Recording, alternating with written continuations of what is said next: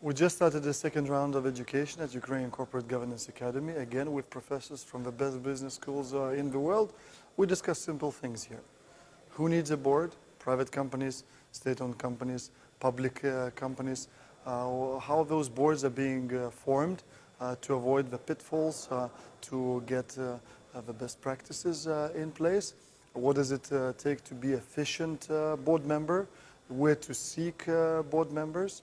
What type of combination of different board members, including diversity in the boardroom, how to bring that. I think that with this course, majority of our students will realize just how important in current challenging global environment board for their companies is, what additional value it brings, and how it's going to affect their business strategy going forward.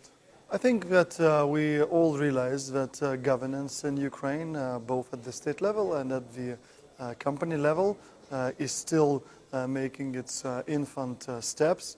We need to learn from the best practices in the world, from Scandinavia, from continental Europe, from North America, and I am very glad that professors from INSEAD are bringing this knowledge to our students.